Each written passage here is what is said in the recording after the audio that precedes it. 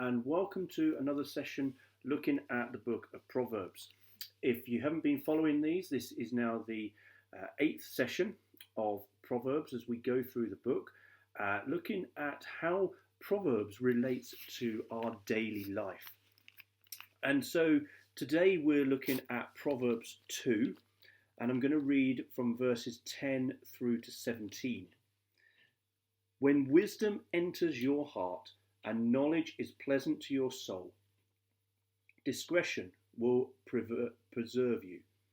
Understanding will keep you, to deliver you from the way of evil, from the man who speaks perverse things, from those who leave the paths of uprightness, to walk in the ways of darkness, who rejoice in doing evil and delight in the perversity of the wicked, whose ways are crooked, and who are devout in their path, to deliver you from the immoral woman, from the seductress who flatters with her words, who forsakes the companion of her youth, and forgets the covenant of her God. Yesterday, you may remember, we were looking at the relationship with God and our relationship with God, and looking at how important that was, of how important to find wisdom and knowledge and understanding, the fact that it's like a hidden treasure and we need to seek it out. And today, as we continue looking at this, Solomon is very clearly talking about what wisdom is like. So he says, when wisdom enters the soul and knowledge is pleasant, when wisdom enters your heart and knowledge is pleasant to your soul, discretion will preserve you. Understanding will keep you. It's very clear that Solomon is making it clear again here that wisdom and knowledge are key to your life. It will preserve you and it will keep you. And we've seen this theme almost probably every day as we look at this book, that living with wisdom and knowledge and understanding gives us the ways of life. It gives us something to focus on and to draw upon when we have to make decisions, when we have to make decisions that face us each day, difficult decisions at times. It's not wise to fall into or make decisions that are going to affect us in a negative way or affect other people in a negative way.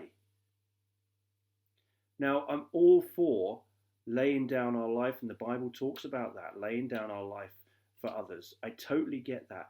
But we need to have wisdom and knowledge in that. That doesn't mean that we allow ourselves to become a walkover. And that's very, very clear. The Bible does not say, be a walkover.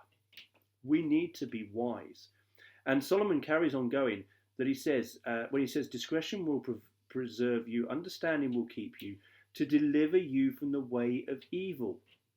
If we do anything that is going to make us fall into evil ways, into a pathway that is going to have an evil ending, then it's not wise.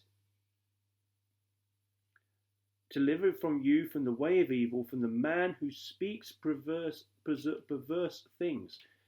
Again, he's very, very clear here that if we are going to fall into a pathway where somebody is going to speak perverse things, speak against us, and as he says here, from those who leave the paths of uprightness, if we are going to do things that are going to feed other people's habits and other people's bad habits, then that is not wise. We have to keep wisdom. We have to keep understanding and knowledge. We have to keep walking in the ways of God, of an uprighteous way.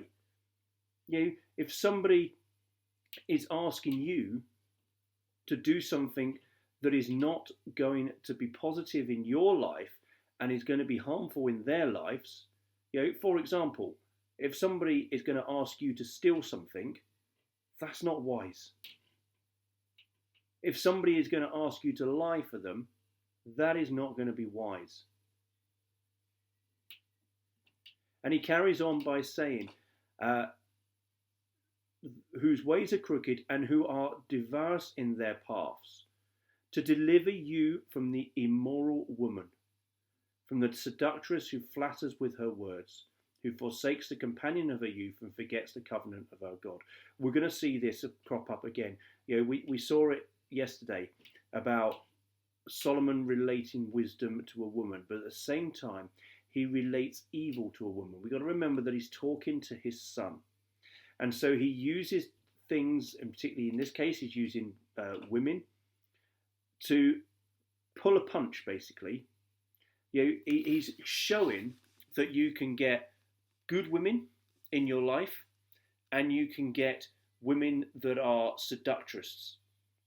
Now, that's not to say that that is every woman. That is far from it.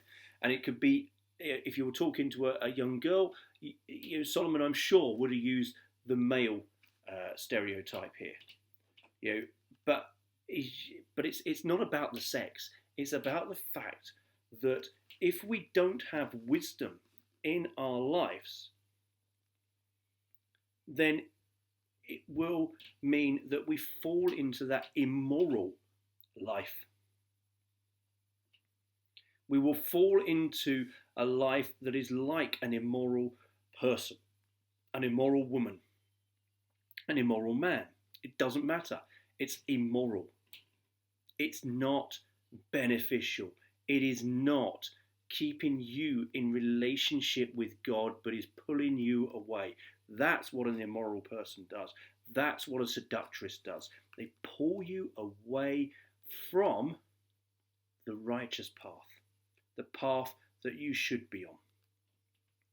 If somebody gets pulled into an affair, they have a choice and they can fall into that. But that is not being obedient or moral or loving to the wife or husband. So again, we have a very clear passage here of what Solomon is saying wisdom and knowledge and understanding is like. We have to keep on the moral path. We have to keep on the righteous path. Why? Because it comes back again to that fear of God. We have to fear God. We have to make sure that we keep on a path that is positive in God's eyes so that we don't upset that relationship. So I encourage you today to keep working, to keep striving, to being on that path with God, in God's will, to not stray from it. And when we do stray from it, to come back and to say sorry, to repent of what we have done, and to say, I won't do it again. It takes a bigger person to admit that they have done something wrong than for somebody to not admit it and to keep going. I wonder if there is something that you need to seek out inside yourself today of going down an immoral route, of feeding somebody else's immorality.